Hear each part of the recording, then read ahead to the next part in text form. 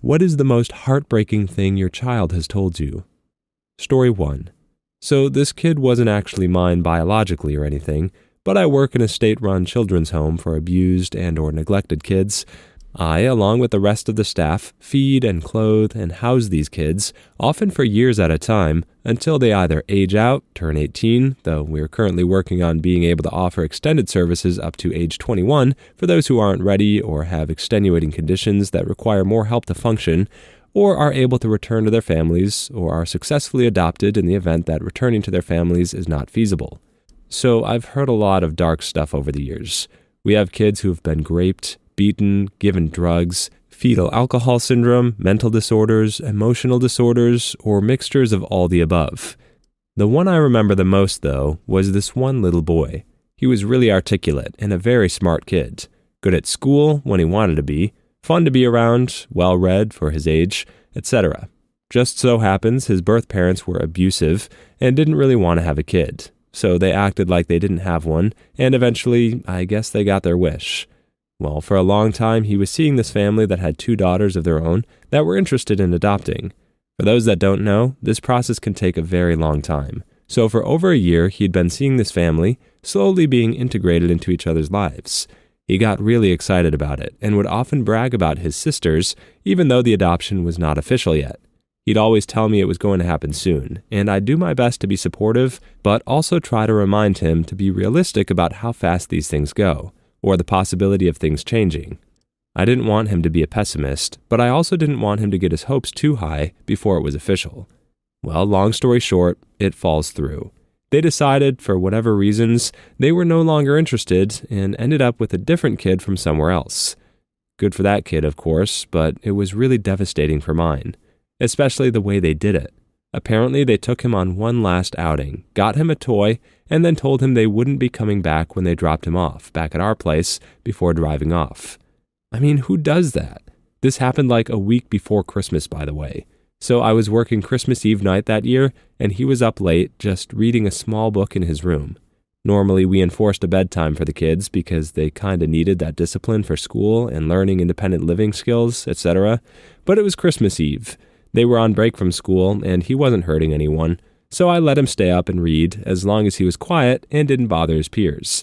He ended up coming to his doorway and asked to talk with me for a while, so we did. I was just making small talk, not really intending to get into anything real deep or serious, and since it was Christmas Eve, I asked him, without thinking, what he wanted for Christmas in the morning. A family that loves me. This is really sad, but I do feel like the adopting family deserves to be defended. It seems like they were talking to 2 different kids at once, and we don't know anything about why they chose the other kid. They were already choosing to feed a third mouth, so it's not like they had unlimited funds to take on every kid that needed their help. But this OP makes it sound like the way they broke the news was the worst part, and it sounds like they were actually very well-intentioned. They tried to let the kid down easily. Rather than just crush his dreams, they took him out for one last outing. They tried to show him that they weren't just completely turning their backs. They let him see that the time they'd spent together meant something. Obviously, the message isn't going to fully sink in when he's dealing with such crippling disappointment. But they tried. That's all you can really do in a situation that hard. Story 2.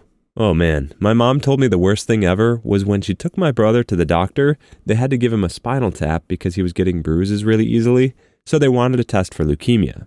It was negative, he's fine, but when they held him down and put the huge needle in, he screamed and looked Mom in the eye, crying that he was sorry, and he'll be good and be a good boy forever and ever. Broke her heart, and she had to tell him over and over that he was already a good boy, and he did nothing wrong. From then on out, she was so traumatized, she swore she would pay whatever money and time it consumed to put us under for any kind of painful procedures, and we would get to go to the toy store wherever we had to go to get vaccinations. It worked because even if we didn't like the needle, we knew after it would get a toy. That, and about 2 years later, when I busted my head open on the corner of a fireplace, I needed stitches, and she shelled out a lot of cash, just so they would give me anesthesia so I wouldn't feel or remember anything. Brother doesn't remember any of that spinal tap at all now, but boy, it messed Mom up good. Story 3. This isn't my story, but one about my friend that cracks me up every time. When she was about 4 and her sister was 7, Sailor Moon was all the rage.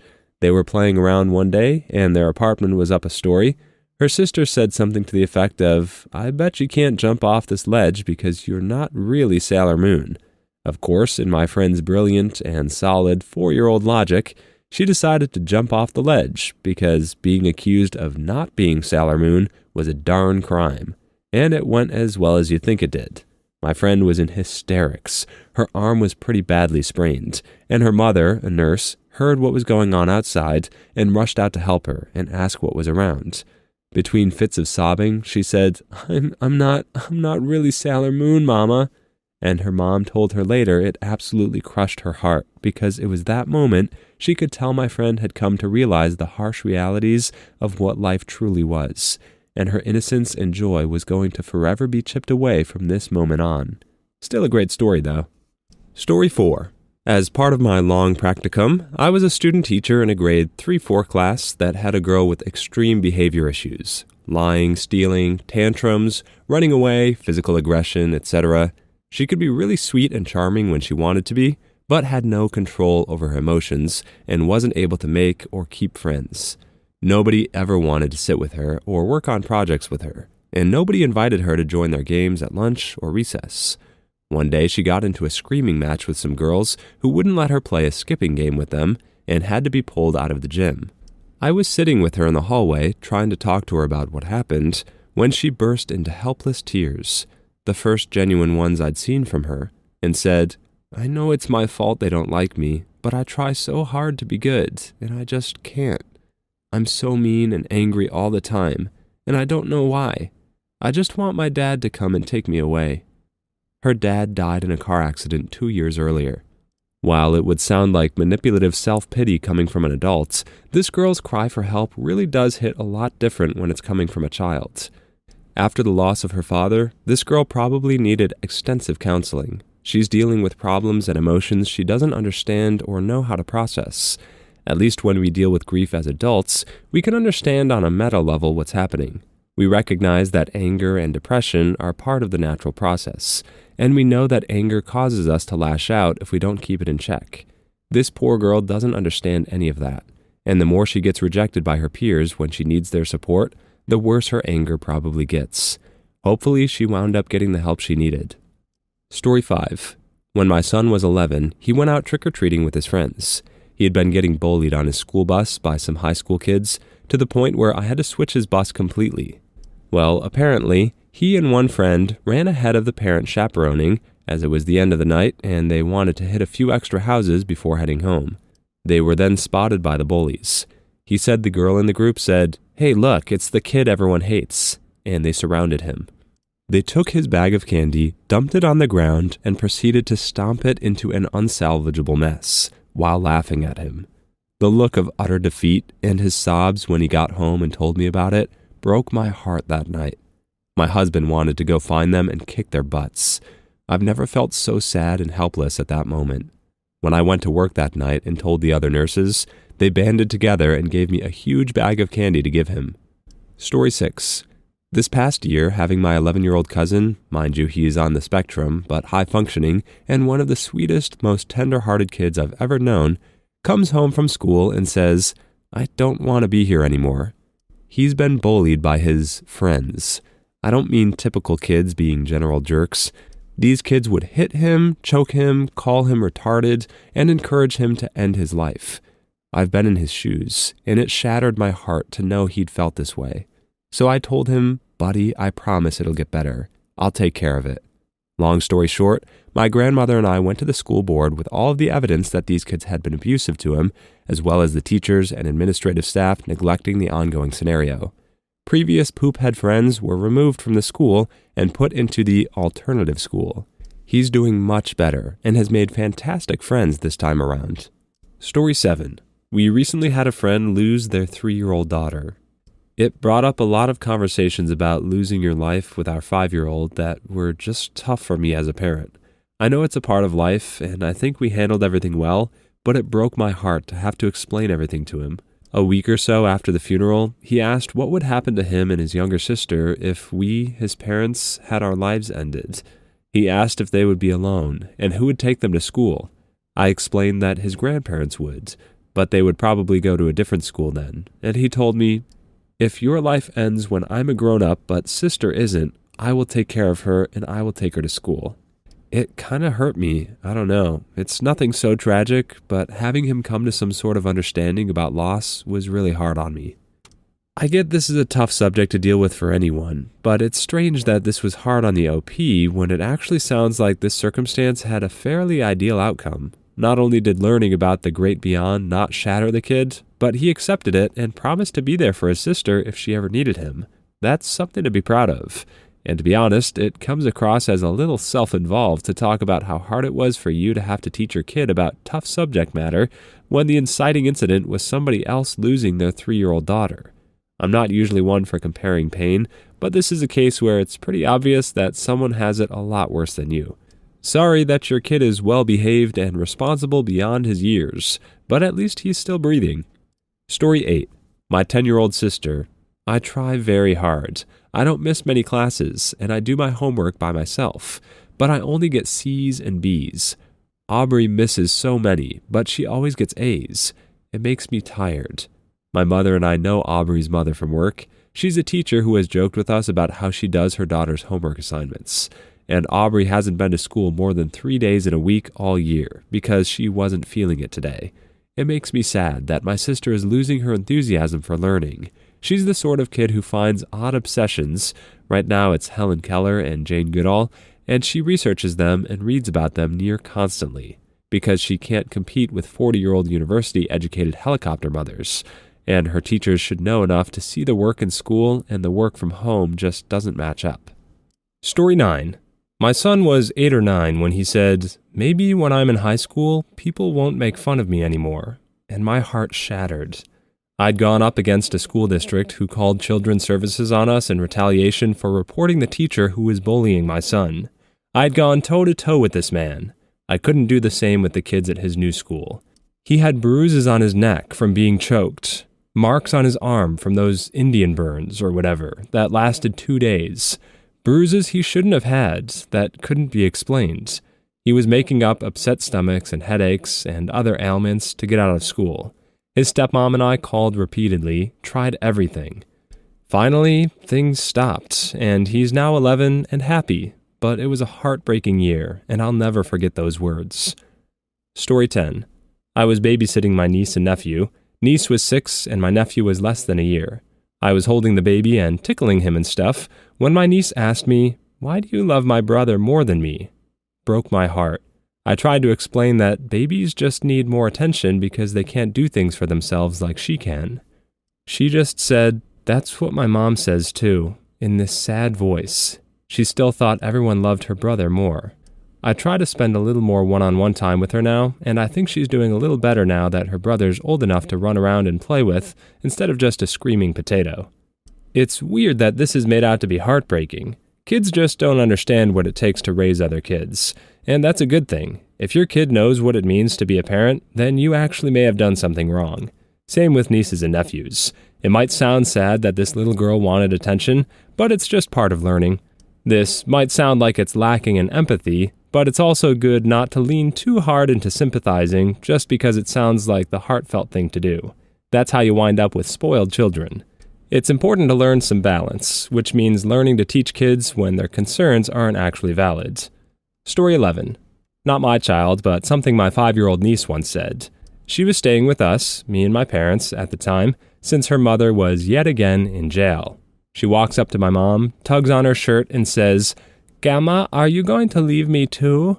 I tend to be unmoved by things most of the time, but that freaking destroyed me and everyone else in the room. We went through an equally turbulent childhood, my sister and I, so she knew exactly what she was doing to this innocent child and didn't care.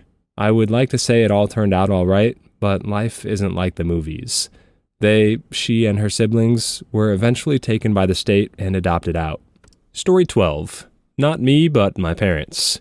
After I got my first pair of glasses at 4 years old, my parents took me to the park where I said, "I can see the mountains." The mountains were in clear view of this park. They felt so bad that they still bring it up to this day. I'm going to be 22 this year.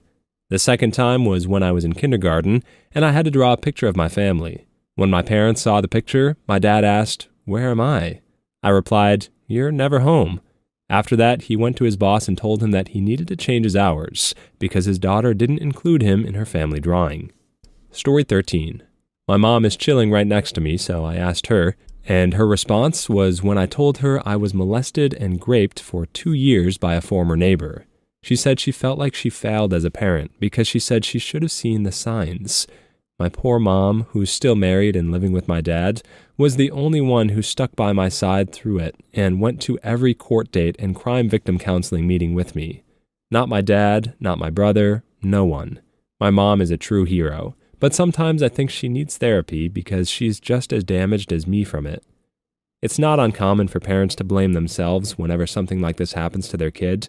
We have a natural inclination to protect our children, and whether society actually says it to us or not, we tell ourselves that we're failures if anything happens to them. But it's not that simple. The terrifying reality is that you can't profile people. You don't have to worry about the creeps who have hurt children before and wound up on some registry. They're already being monitored, and a lot of them have had therapy to help them overcome their previous way of living. The people you have to worry about the most are the ones who seem the most trustworthy. With those odds stacked against you, how can anyone hold themselves accountable for not predicting a neighbor or family member was going to hurt their kid? Story 14. I'm a single father to a 7-year-old boy. He was very close to my dad. My dad, God love him, was an alcoholic and died at 56 3 years ago. One night, while my son and I were back in my hometown for his funeral, we were just sort of hanging out on the couch, and my son tears up a bit and says, "Daddy, promise you won't ever die?" Not really thinking, I replied, "Buddy, we all go sometime. Are you afraid of not having a daddy around to help you?" He replied, "No, I'm afraid of not having you left to love me." It brought on the heartbreak for sure. Story 15. There was a 9-year-old boy sitting during youth choir rehearsal with tears flowing down his cheeks throughout. Normally he was very upbeat and enthusiastic about participation, but not this particular day. After rehearsal, I took him aside and asked what was wrong. He said that the wake for his grandmother's funeral was taking place, and his parents wouldn't let him go because they thought he was too young to handle it. He just looked at me and said, "I love my grandmother, and I want to be with her." Story 16. My son was talking to his little sister about the tooth fairy. He told her that the tooth fairy brings money for the first few teeth, but then forgets to come for the rest. Turns out that he had lost a couple of teeth that he didn't tell my wife and I about and just believed in the magic of the tooth fairy. I felt so bad. He got a letter in the mail a few days later from the tooth fairy with a $20 bill in it that apologized to him. She had broken a wing and couldn't get his teeth until a little while later. That's sort of cute, but this is also the problem with lies like the tooth fairy. If he tells anyone at school that story, one of two things happen. Either he learns that the tooth fairy was still visiting other kids, which brings him back to the conclusion that the chick just forgot about him, or he tells this to someone else whose parents have missed a few payments, and now those kids think the tooth fairy stopped caring about them while going out of her way to pay off this one kid. Also, one day this kid will be an adult, and he'll realize that what really happened was that he went several weeks without his parents even noticing that he'd lost numerous teeth. So that'll be a fun wake-up call. Story 17. Not my child, but when my sister was 4, her dad skipped town, but he still occasionally video called her, promising her toys and ice cream, etc., but never delivered. One morning, our mom had to work, and her dad promised he would pick her up and take her out for a few hours while mom worked, but never showed up. I ended up taking her out, and while we were walking, she suddenly started crying and asked me, "Why doesn't my daddy love me?" Story 18. If you're going to hurt me, just get it over with. My husband and I adopted a troubled teen who came from a line of abusive foster homes. This was about 4 months after living with us, and we got angry at her for something, I don't remember what. Hurt did not mean a slap. It meant choke, punch, or something much worse. It's been a long few years, but she doesn't fear her own parents anymore. Story 19. My son was 5 at the time. There was something on CNN about a large group of Kurds being red-rummed. He turned to me and said, "Why do they have to end the lives of all these kids? They don't have to do that, do they?" It gets me every time I think about it. All I could say is not to worry, that he's safe here and mommy and daddy would protect him. This must have been quite some time ago if you were able to watch the news with your son and still convince him that he was safe. It might be less dishonest to teach him about the tooth fairy. This raises an interesting question, though. Kids should definitely know what's going on in the world, but is 5 too young to be watching content that covers this kind of subject matter? Would you show it to your own kids? Let us know your thoughts down in the comments below. Please leave your stories in the comments. I'd love to make a video of them in the future. Also, don't forget to like and subscribe.